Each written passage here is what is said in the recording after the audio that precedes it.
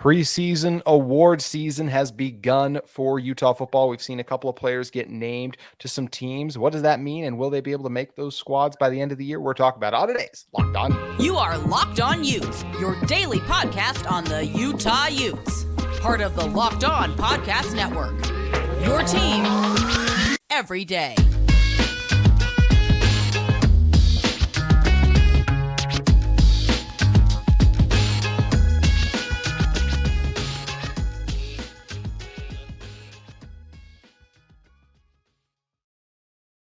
Hello, everyone, and thank you for making Locked On Utes your first listen every single day. We are available on all platforms, including YouTube. My name is JT Wistrcill, former intern inside the University of Utah Athletic Department. Today's episode is brought to you by Birddogs.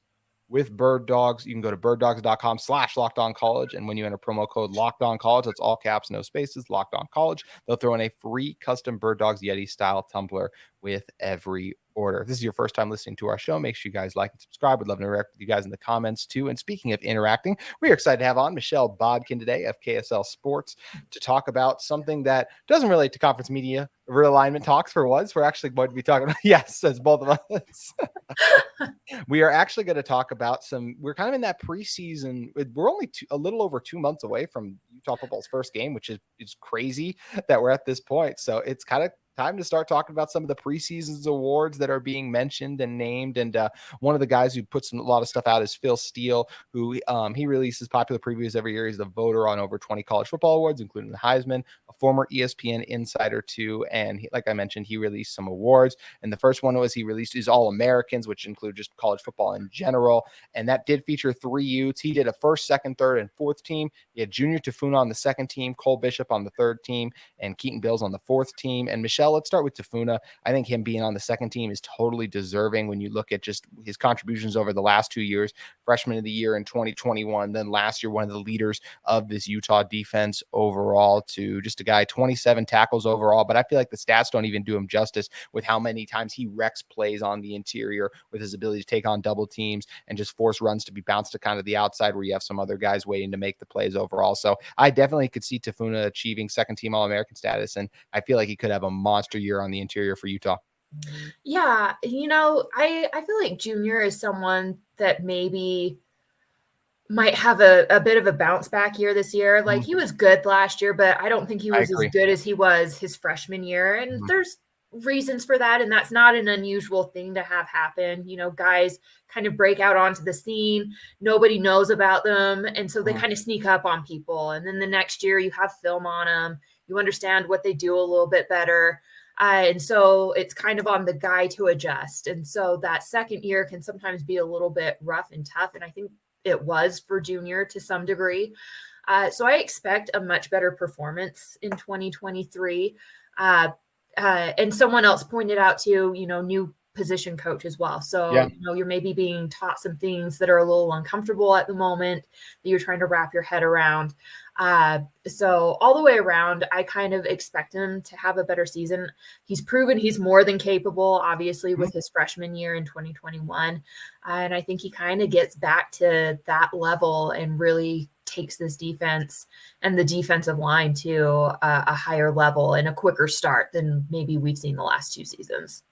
I totally agree. And I think the one thing about Junior, especially as we're like when we talk about stats and numbers, because that's how we're used to kind of analyzing and looking at how effective guys are for football. Junior, because he had those 4 sacks in 21, he didn't have the same production in 2022. I think those 4 sacks, I think he is kind of more of a 1 to 2 sack kind of player. He's not a guy who's just this disruptive interior pass rusher as, say, maybe a Samote Pepa is more of that kind of. I think his sacks were more situational dependent. We've seen how sacks can kind of wane year to year just based on the situation. Now things kind of work out, which much more reliable is looking at kind of pressure rate and those type of things when you talk about defensive linemen, their ability to get after it, because sacks can be such a wonky stat sometimes. But I agree with you that I think he's going to get off to a much stronger start than he did, say, against Florida. I think he's going to continue to be a run stuffing force, and I could see him getting still 2 to 3 sacks this year, but look for him to wreck more plays overall, especially earlier in the year. Just second year, as you mentioned, with a new defensive line coach too. So those kind of things just take time to settle in overall, but expect a big year from Junior. Another guy I expect a big year from is Cole Bishop. I mean, Cole Bishop, the last 2 seasons has been incredible for this Utah defense. If you're looking at what he did in 2022, 83 tackles, at a sack and a half, 2 passes deflected, an interception. He's a guy who's all over the field, can make plays inside the box and outside the box. I think Bishop is one of the more underrated players in not just the Pac-12, but I would even say college football. I just feel like not a lot of people look to him. I think when you talk about Utah football, of course, you talk about Cam Rising, what the tight ends have done, and Brant Keithy, Dalton Kincaid. But I think what Bishop's done these last 2 seasons has been really strong, and I expect him to have just the best year of his career as he's kind of steadily gotten better each year. So I can definitely see him making the 3rd team All-American. I expect him to be 1st team All Pac-12, if not 2nd team. I think he can have an incredible year, Michelle. Yeah, Cole is another one that I think, is going to really show his leadership, really, I think, take control of this defense. Mm-hmm. And not that he hasn't done that in the past, but we're talking about him. He was a sophomore last year. It's hard to kind of be. I was going to say, if I'm doing the math correct, the COVID stuff still throws me off a little bit with some of these guys. But he should be a junior this year. So, I mean, kind of crazy that he's already a junior now. It feels like just yesterday he started and kind of, turned some heads. But he's at that point where I think you start seeing a comfort level. And he's kind of another one. I felt like he was a lot more loud his freshman year, and he was a little more quiet last year, but he was sneaky good. That's the thing, is I think he was seeing things a lot better. I think he was making more finesse type plays that really, if you don't sit back and break down the film, you probably miss how brilliant he was, because he wasn't necessarily getting the interceptions or the pass breakups the way that I think, or the fumble recoveries like we kind of remember from that 2021 season when he was a freshman. So now it's kind of, I think when you're a junior and you play, safety, defensive back, it's kind of a time to try and marry those 2 concepts, right? Be the smart player, but also be the really disruptive, loud, make the big splashy plays, that sort of thing. So it's going to be really interesting to see what Cole does. And it's also interesting that for some people, they're super, super high on him. You see some NFL projections, very early NFL projections, and they're thinking he's a 1st or 2nd round pick. Oh, really? So I don't know if that's cooled down a little bit, but that was kind of the initial prognostications that had come out, I think, shortly after the 2023 NFL draft wrapped up. So, I think there's big things on the plate for Cole. And it's just a matter of, again, having a fully rounded season. And I think he's more than capable of doing that. He absolutely is. And, it's one of those things I look back on the stats all the time, and I'm always surprised when I remember he led the team in tackles. That's incredible. Just obviously normally you see linebackers do that type of stuff. So it speaks to kind of some of the struggles we did see from the linebackers at times last season for Utah, but also just the good job he was as the last line of defense, or whenever he did play in the box, what he was able to provide too. And I think Bishop's a guy too, who he just continues to produce. I mean, we could be looking at a guy who could be a future Utah Hall of Famer. We just saw they announced the most recent Hall of Fame class. Obviously he's going to have a ton of tackles by the time his career wraps up. I'd love to see a few more interceptions, but once again, he's more of a strong safety type guy, so you're going to see him play in the box and not going to have as many opportunities to pick off passes either. So I'm a huge fan of Bishop's game. I think he absolutely deserves his All-American honor. And as you mentioned, if he has a huge year, this could be his final year as a Ute. So it's going to be something that's interesting to monitor. There was one other player named to Phil Steele's All-American team, and there was a slew of Utes, of course, named to his All-Pac-12 teams, and we're going to touch on them in a moment. But first, I want to talk to you guys about our friends at Birddogs. Birddogs make you look good. Their stretchy khaki shorts are designed to fit slimmer through the thigh and leg, giving you a truly sculpted look. Birddog shorts do the exact same thing as Lululemon, but they fit way better. They fit way better than regular shorts. The problem with regular shorts is they are made with a stiff, restricting cotton. Birddogs was able to fix this issue by inventing cloud knit fabric that looks just like khakis, but stretches so you get a way slimmer fit without having to sacrifice movement. Birddog use anti-stink, sweat-wicking fabric that keeps you cool and dry all day long. I love wearing my Birddogs. I wear them to record this podcast, take my dog on a walk, hanging out with friends, going to the movies. You can use your Birddogs for whatever you want. They're used by a ton of celebrities as well. So make sure you guys go to birddogs.com/LockedOnCollege and enter promo code LockedOnCollege, all caps, no spaces, for a free Yeti-style tumbler with your order. That's birddogs.com/LockedOnCollege for a free Yeti-style tumbler. You won't want to take your Birddogs off, we promise you. So once again, go to birddogs.com/LockedOnCollege and enter promo code LockedOnCollege, all caps, no spaces, to get in on that great offer from our friends at Birddogs. Michelle, the final name we got to talk about, as they were named to Phil Steele's All-American preseason team, is Keaton Bills. Offensive linemen are always underrated, of course, because we kind of said, like, it's hard. It's the same with Junior a little bit. Like, there's only so many certain stats and everything you can track to see their effectiveness. That's kind of where PFF has really popped up and what they've been able to do. But Bills has just been a standout for this team the last 2 seasons. Really came in kind of late in 2021 and helped solidify that offensive line starting at 8 games. Then last year earned all Pac-12 honorable mention. Played in 14 games, made 12 starts. I mean, was a starter all season for Utah, though, obviously, overall. Helped this team have a sensational season rushing the ball for the last 2 years. Also provided pretty good protection for Cam in the pocket, too. I do not think Keaton is like one of the 3 best guards in college football, but I definitely think he's a guy who's a borderline top 15 guard in college football when you look week in, week out, especially with what he brings as a run blocker. And I feel like every game he would kind of get beat once or twice in pass protection, but overall, that's not that much getting beat once or twice. It's a long game. There's a lot of opportunities there. So I think Bills is definitely capable of reaching this. And I think he could have a first team all Pac-12 type season in his 3rd year as a full-time starter. Yeah, I think there's actually a couple of guys on Utah's offensive line that maybe could get that nod when all's said and done. Utah just has a stupid lineup of offensive linemen that they can draw from and pull from. And they really seem to have come into their own with that position group. And of course, Keaton Bills has been a key component of that. Just a really kind of steady force. I know in the spring, Jim Harding was, talking him up. He's kind of one of the leaders on that line, him and Lumea.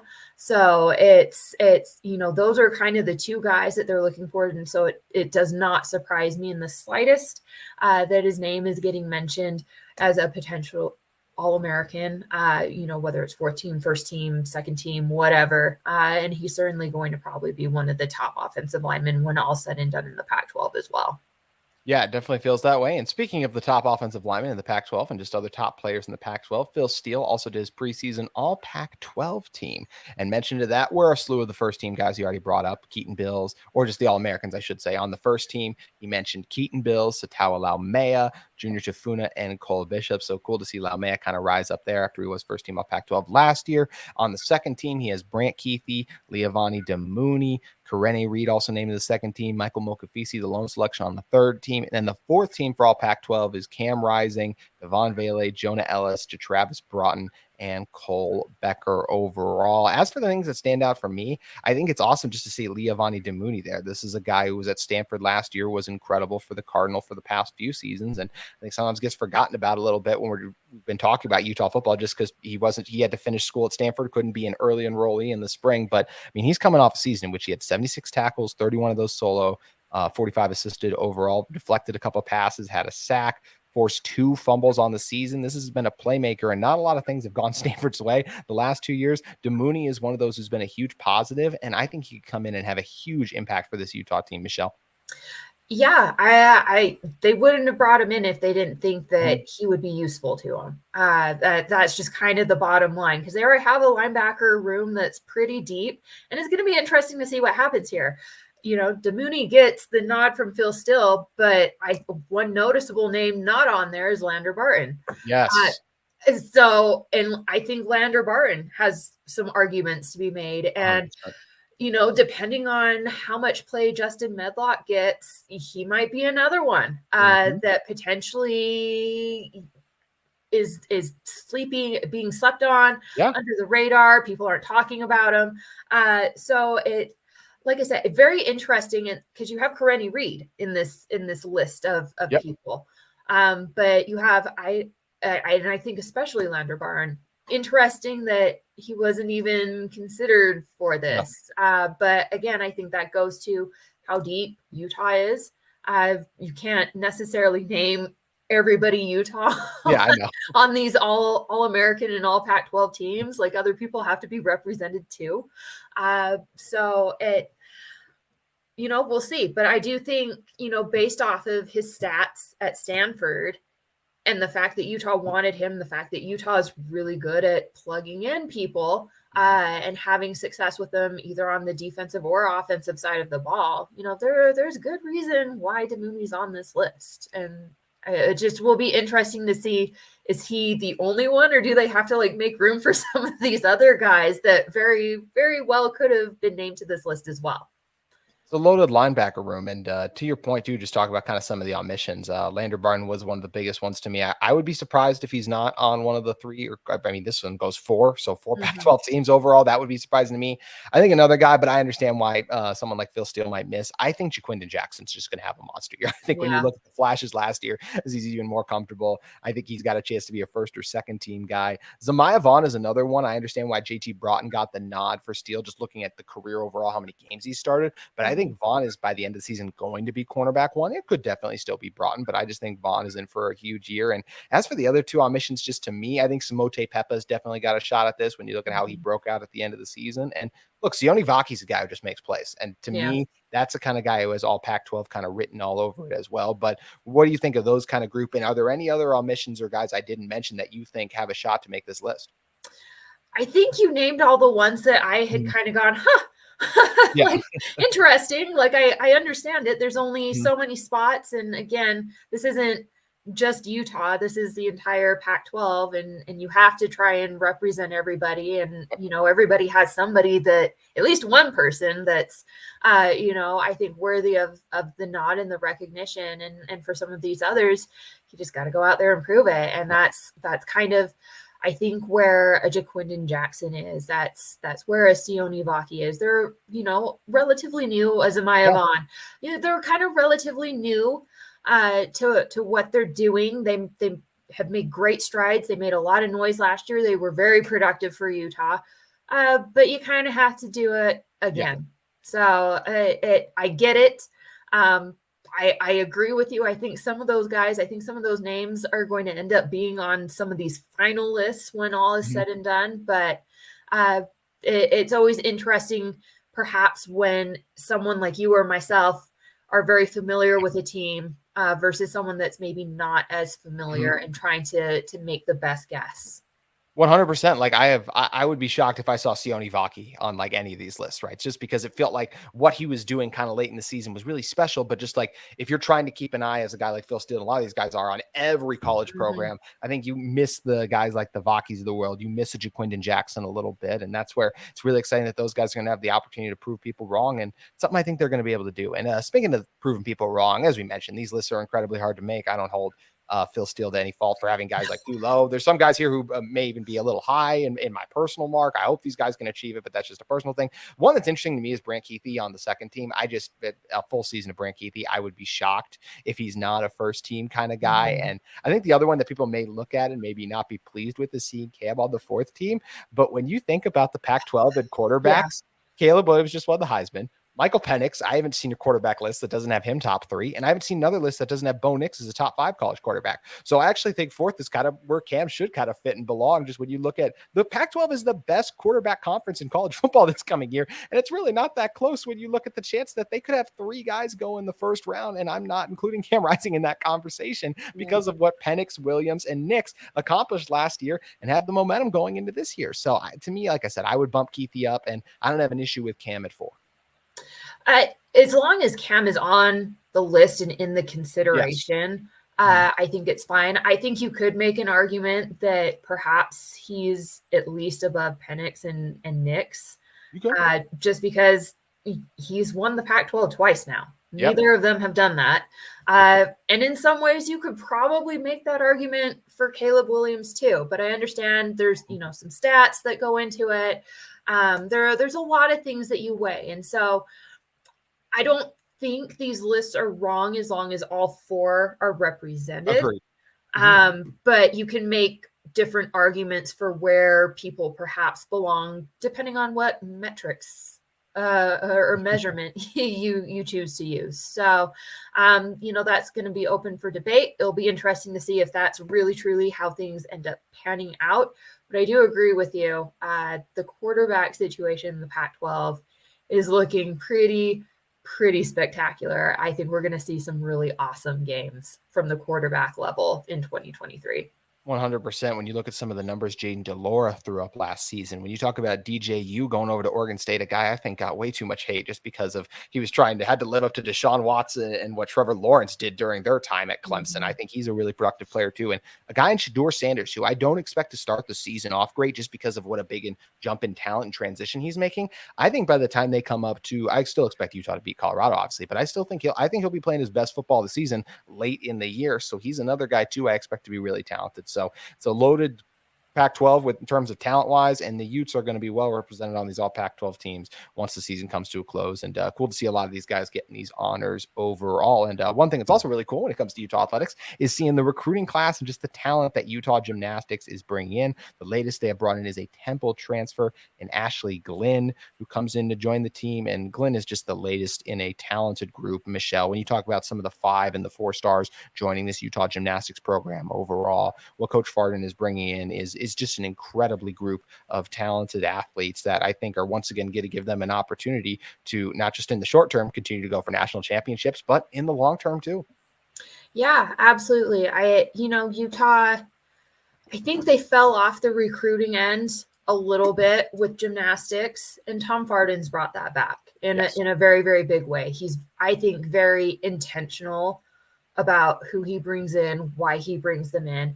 And I think we see that in someone, like Ashley Glynn, that they just barely signed from Temple. She has experience competing all 4 events, but the major one for her is vault. And that's an area that Utah desperately, desperately needs to improve in. It's cost them some meets, and especially down the road when it counts the most, as far as jockeying for space in the national championships. The last 2 seasons, a bad vault rotation has really done them in, and they've placed 3rd instead of, maybe 2nd or 1st. Yeah. So I think bringing in someone like her that helps bolster that roster is huge. You look at someone like Avery Neff. She's graduating early to join them in 2023 or 2024. Excuse me. I don't think she was actually technically supposed to show up until 2025, if I remember correctly. But I mean, she's a girl that just wins and is good at everything. And it's just he's getting good at identifying those types of athletes, both people that can help with everything and just make the entire four rotations deep and competitive, but also plugging in people that maybe can help with very specific areas. We also saw that, I think, last year with, Abby Brenner coming in. She came in and she really helped out with vault and bars early on, and then later became a bit of a staple on floor as well, and really helped kind of anchor them and give them some juice. So I love where Utah Gymnastics is at. I love what Tom Farden's doing, again, in being so intentional in who and why he brings people in and what for. And I think at some point it will pay off for Utah, and they'll get where they want to be. And the national championship drought will finally end. So it's exciting to see. I'm excited to see this class. I know they have like 3 or 4 5-star girls coming in, and it should be just very, very exciting.